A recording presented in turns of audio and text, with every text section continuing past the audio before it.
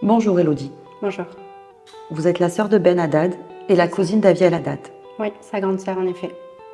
Vous avez tenu à vous exprimer suite à l'attentat antisémite qui a coûté la vie à Ben et Aviel en Tunisie le 9 mai dernier lors du pèlerinage de la Griba sur l'île de Djerba. Avant toute chose, pour ceux qui ne connaissaient pas Ben, beaucoup le décrivent comme un homme au grand cœur, toujours souriant et prêt à aider l'autre, un père de famille aimant et un ami fidèle.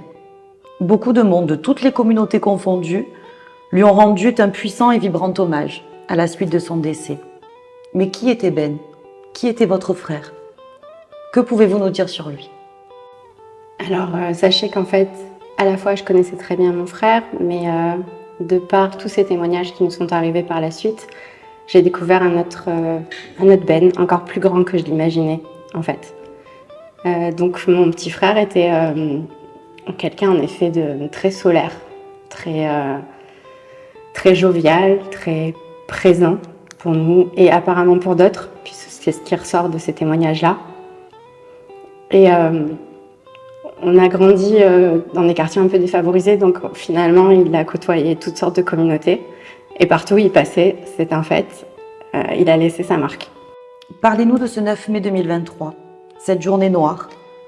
Saviez-vous qu'ils étaient sur place? Dans quelles circonstances avez-vous appris le décès de votre frère et de votre cousin suite à cet attentat terroriste? À vrai dire, moi-même, je venais d'atterrir en Crète où je devais passer mes vacances. Et oui, je savais que Ben était sur place. Et d'autant plus qu'on a un groupe de famille et que, en fait, comme souvent quand il fait des choses comme ça, il nous tient au courant en fait de ce qu'il fait, de ce qu'il voit, des gens qu'il côtoie. Donc, en fait, on a cessé d'avoir ces nouvelles et on a commencé à s'inquiéter très rapidement puisque finalement, l'heure à laquelle c'est arrivé, c'est l'heure à laquelle il a cessé toute communication avec nous. D'accord, donc il a communiqué avec vous jusqu'au moment de l'attaque. Tout à fait. Beaucoup de rumeurs circulent sur la gestion de cette crise à Djerba par les autorités, mais aussi par la gestion de cette affaire par certains organisateurs. Comment ressentez-vous ces déclarations et notamment la volonté affichée de privilégier la suite de ce séjour afin de protéger l'économie liée au tourisme sur l'île plutôt que l'hommage et le respect des victimes? Alors, à vrai dire, j'ai pris connaissance d'un article sur Internet qui a été l'œuvre de Torah Box, pour être précise, et qui m'a mis hors de moi parce qu'en effet, on faisait l'éloge d'une tierce personne que moi-même je ne connais pas, et qui est donc un des organisateurs et aussi un notable de la communauté djervienne sur place. Et donc cette personne, je reviens pas sur certaines choses qu'il ait fait pour faciliter les démarches, mais justement, du fait de sa position, je pense qu'il aurait pu faire mieux, faire plus. Et ce que personne ne doit trop savoir dans cette histoire, c'est que les corps de mon frère et de mon cousin ont été déplacés. Ils ont été presque camouflés. Ma famille a dû chercher des heures et des heures sur place pour les retrouver. Nous, à distance, justement, on a été au courant de toutes ces investigations sur place, afin juste de savoir si mon frère était en vie. Et certaines autres personnes, en fait, ont mené l'irrespect jusqu'à annoncer à ma belle-sœur que mon frère était encore vivant à 2h du matin. Alors que concrètement, on sait que des heures auparavant déjà, les choses étaient sues par ces mêmes personnes. Voilà, après, on est heureusement pour nous pas habitués du fait, mais il n'empêche que ni le consul français, ni aucune autorité sur place, ni même ces personnes qui, comme je vous le dis, sont des personnes qui ont compté dans le gouvernement par le passé, ont essayé de nous informer de ce qui se passait réellement. Et c'est là le plus compliqué pour nous à gérer parce que... Le manque d'humanité. Oui, il n'y a pas de pudeur. Et comme je vous dis, cet article m'a mis hors de moi parce qu'il manque de pudeur que cette personne ait fait ce qu'elle a fait. Finalement, c'est juste normal d'utiliser ses contacts. Complètement. Et d'aider à rapatrier les corps au plus vite. Mais de là en faire un article à la gloire de cette personne, c'est tout à fait juste inadmissible en fait. Dans ces circonstances-là, on ne devrait pas penser à ça en fait, à tirer la couverture à soi. C'est juste hors de propos et complètement indécent. Ce qu'elle a juste oublié de faire, et ça pour moi c'est juste inadmissible, c'est de traiter les corps de mon frère et de mon cousin avec respect. Elle en avait le pouvoir, elle en avait l'autorité, j'en suis persuadée justement. Et on a laissé mon frère et mon cousin sous des tentes, dans une sorte de désert, où la température n'est pas du tout adaptée. Donc la décence est où? Voilà, moi ce que je reproche à ces gens, c'est d'avoir traité mon frère et mon cousin, qui venaient de mourir, pas comme des êtres humains en fait. Et pas comme les policiers qui, eux, ont eu droit à être transportés à l'hôpital. Pour tout vous dire, on reste avec une vraie question. Est-ce que Ben est mort sur le coup ou pas? 3 semaines se sont écoulées depuis le décès de votre frère, Ben, et de votre cousin Aviel.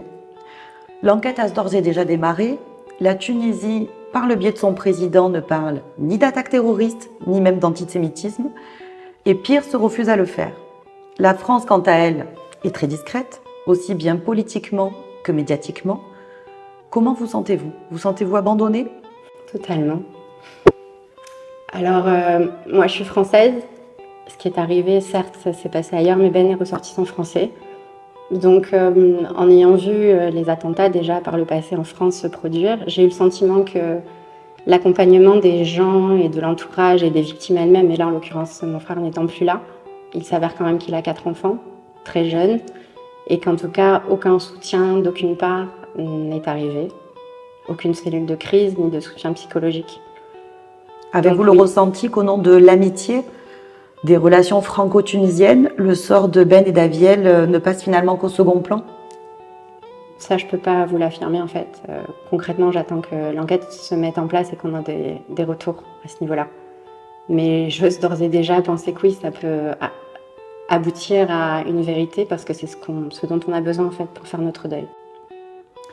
Plusieurs témoins ont été menacés. Ceux qui ont filmé des scènes en Tunisie, mais également certains journalistes tunisiens qui tentent de faire leur travail d'investigation sur place et se retrouvent convoqués devant un tribunal et risquent même la prison. Craignez-vous que toute cette pression vous prive de la vérité? Les choses sont traitées sous couvert de transparence en fait. Il n'y a pas de transparence. Après, je laisse l'enquête faire son chemin, mais néanmoins, ça me laisse attendre des difficultés pour obtenir une vérité, ça c'est sûr. Rappelons que Ben était un époux et un papa de 4 enfants. Rappelons que lui et Aviel laissent un grand vide auprès de leur famille et amis. Tout le monde s'accorde à dire que rien, je dis bien rien, ne sera plus jamais comme avant. Mais pour vous, comment envisagez-vous l'avenir? Pour tout vous dire, moi je réalise pas. J'ai beau en parler avec vous là en même temps et il s'agit pas de mon frère, je parle de... Je suis dans un état de sidération concrètement en fait. Mais ce qui est sûr, c'est que mon frère était un pilier dans ma famille. Il a beau être mon petit frère, mais il était, enfin voilà, il avait un charisme particulier. Parfois, c'était trop pour moi d'ailleurs, qui suis la grande. Mais je pourrais plus jamais lui parler. Et ça, c'est le plus difficile. Merci Elodie, merci d'avoir eu la force et la volonté ce soir de vous exprimer. Sachez que vous, les proches de Ben et d'Aviel, vous n'êtes pas seuls. Beaucoup de personnes vous entourent, beaucoup de personnes œuvrent pour que la lumière soit faite. Donc, merci d'avoir pris la parole. Merci à vous.